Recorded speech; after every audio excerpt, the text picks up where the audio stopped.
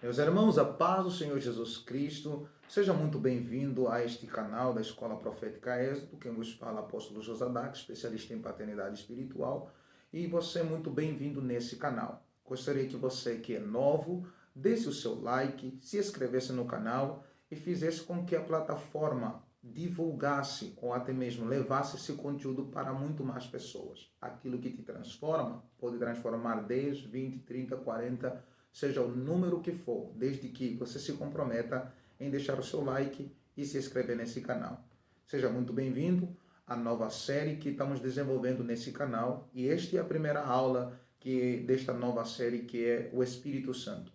Quão é importante nós aprendermos sobre esta pessoa da divindade e por que precisamos urgentemente desenvolver conteúdo do gênero, para que saibamos que, como igreja, estamos a viver não apenas os últimos tempos, mas esse é o último tempo pelo qual o derramar do Espírito Santo será de tal maneira muito forte, em que muitas placas, religiões vão perder o controle. Perder o controle de que maneira? Você sabe que 20, 30 anos para frente, ou então de 20 anos a 30 anos para cá, a igreja, de forma religiosa, limitou a ação do Espírito Santo à vida das pessoas.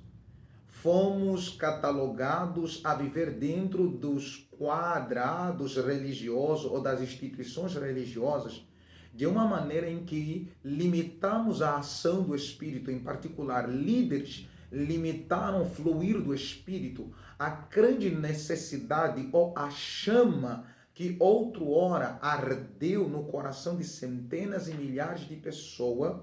Você percebe que essa chama foi apagada por centenas de pastores, líderes religiosos, que apenas incutiram na mente do povo a grande necessidade do intelecto. Não que seja errado, mas entendamos uma coisa: a igreja não cresce por meio do intelecto apenas, ou do desenvolvimento emocional, psíquico, ou até mesmo de sabedoria. Não, a igreja cresce pelo poder do Espírito, pela unção do Espírito, pela presença do Espírito.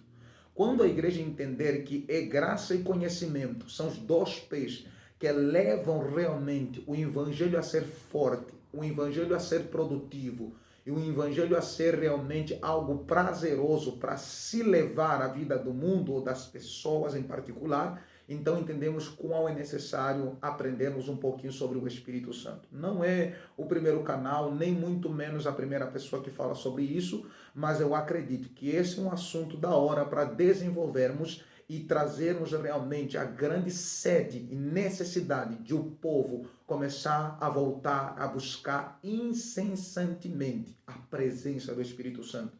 É nele que está o poder dos últimos tempos. É nele que está a unção regeneradora do caráter, da integridade, do fogo de Deus no meio da igreja. É no Espírito que está a força do Evangelho. É no Espírito que está a dinâmica ou a desenvoltura, tanto geográfica, tanto espiritual, tanto de empoderamento da igreja. No entanto, fique conosco até o final e eu acredito que será rica essa aula para a sua vida.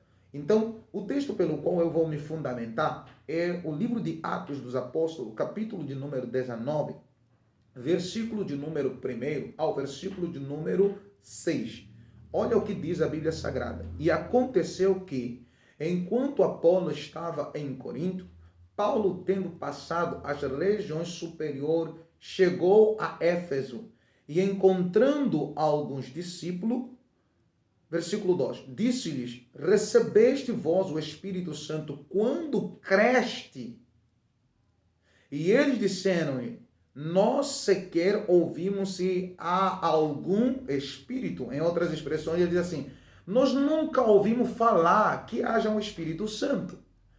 Entendendo primeiro, quando nós recebemos a fé, nós nos tornamos não apenas filhos de Deus, mas nos tornamos discípulos de Cristo, seguindo seus mandamentos por meio das Escrituras, obedecendo os seus mandamentos, andando em conformidade ao pensamento que ele estabeleceu para todos aqueles que entram na classe de ser discípulo, pois Cristo é o maior, melhor mestre que educa tanto o caráter, tanto a personalidade e tanto quanto transforma a vida daqueles que decidem e se comprometem em ser discípulos.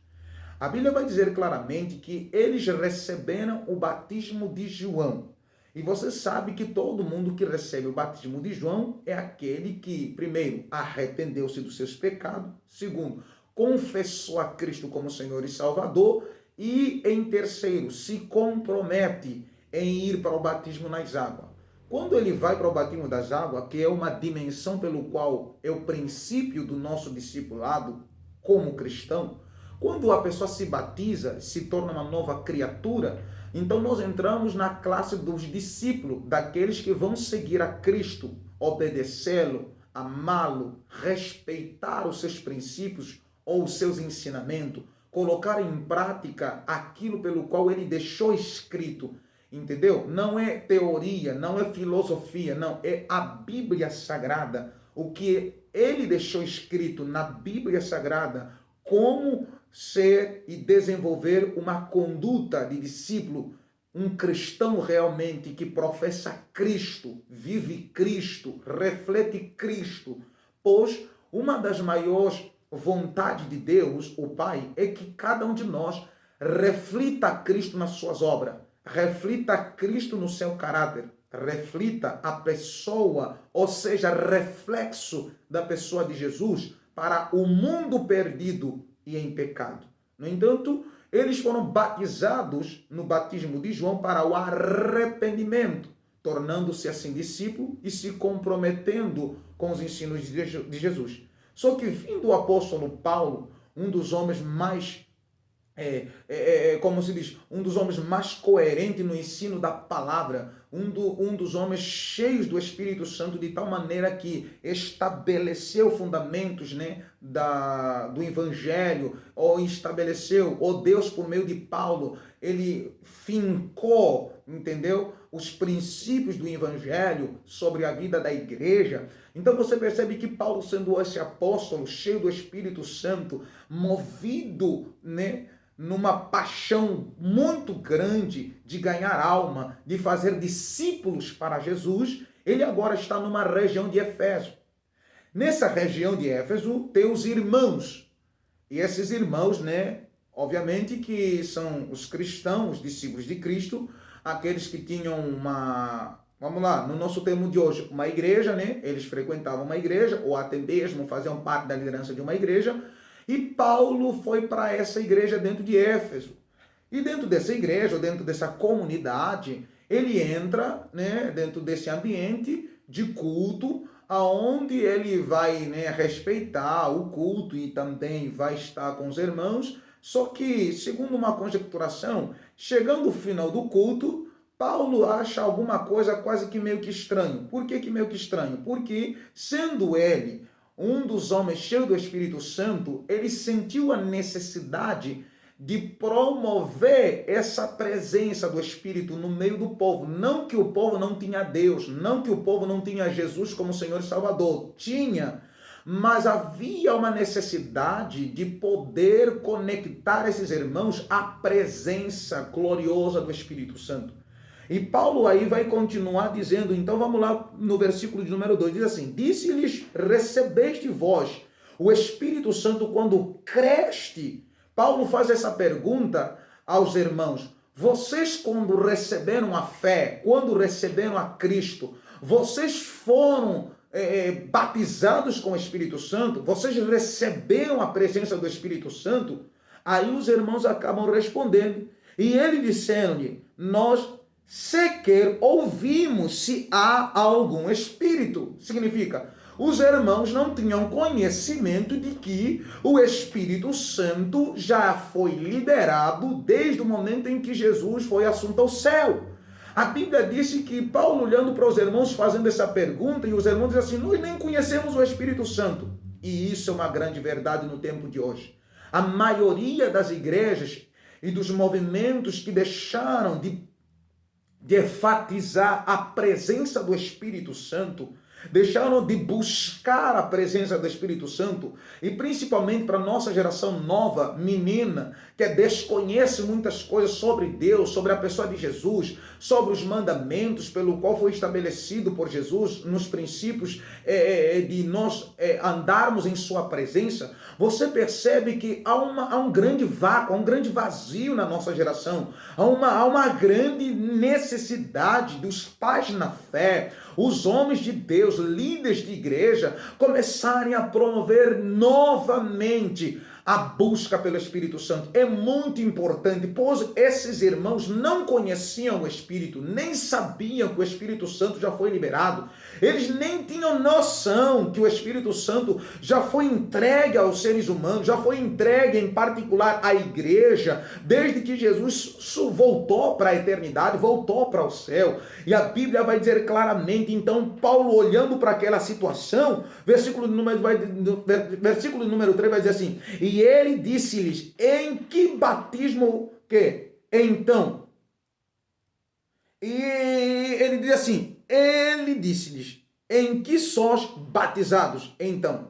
E eles disseram, no batismo de João. Então Paulo disse, certamente João batizou com um batismo do arrependimento, dizendo ao povo que eles crescem naquele que haveria depois dele, ou viria depois dele. E isto é Cristo Jesus. Versículo 5. E eles, ouvindo isto, foram batizados no nome do Senhor Jesus. Versículo 6. E tendo Paulo impondo-lhe as mãos, veio sobre eles o Espírito Santo. Sabe o que estava acontecendo?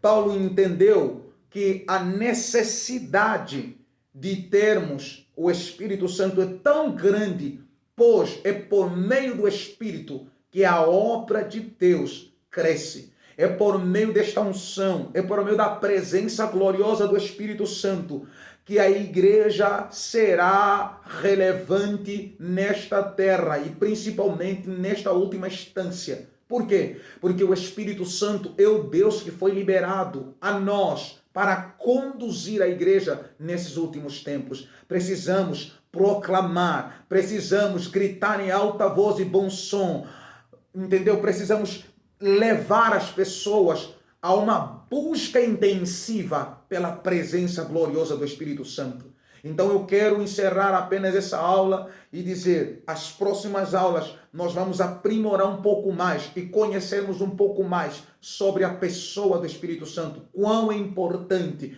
nós recebermos o Espírito e andarmos no Espírito para que verdadeiramente como igreja, pessoa, como igreja, instituição, sejamos relevantes nessa terra, cumprindo um chamado eficaz, poderoso e sobrenatural. A grande necessidade de recebermos o Espírito Santo, hoje, mais do que nunca, precisamos de pais, líderes espirituais, que sintam a dor que Paulo sentiu em comunicar a presença do Espírito Santo. E eu acredito que isso vai trazer uma grande revolução espiritual no nosso meio, tanto quanto evangélico, tanto quanto religioso. Quando eu falo de religião, não estou falando daqueles cumpridores apenas de forma obsessiva de dogmas implantados por suas igrejas. Não, estou falando de religião, aquilo que vem de ligar o homem a Deus, Deus ao homem. Deus abençoe você, fique na paz e espere pela segunda aula que será muito poderosa. Deus abençoe a sua vida, Deus abençoe a sua casa e tudo de bom.